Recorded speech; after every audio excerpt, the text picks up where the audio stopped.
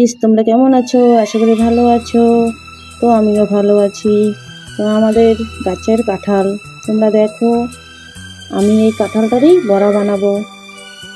আজকে রাত্রেবেলা আমার ছেলেটা খুব জেদ করতেছে যে কাঁঠালের বড়া খাবে। তাই এখন কি করি, বৃষ্টি তো হচ্ছে প্রচুর, তো ব্যাঙ কান্না করতেছে। তবু আমি একটু মন চাইলো যে কাঁঠালের পিঠাটা বানাই, তারপরে তোমাদেরকে দেখাই।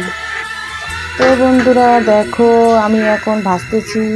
তো তোমাদেরকে তো মিশানোটা দেখাইছি, তা কী কী দিলাম সেটা তো দেখানো হয়নি। তো এটার মধ্যে একটু আটা দিবা, চালের গুঁড়া দিবা, সুজি দিবা, আর একটুখানি চিনি দিবা, দিয়ে তারপর মিশাবা, মিশিয়ে এরকম করে হাত দিয়ে দিবা।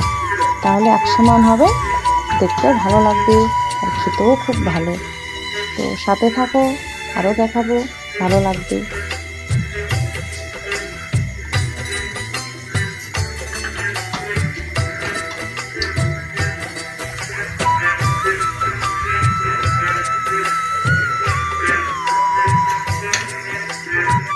দেখো আমি নামিয়ে নিচ্ছি, ভাজা হয়ে গেল।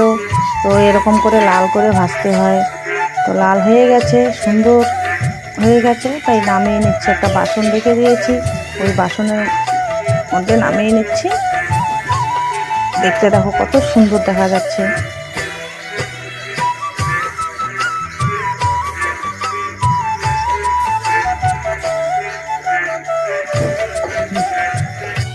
দেখো আমার সব ভাজা হয়ে গেল।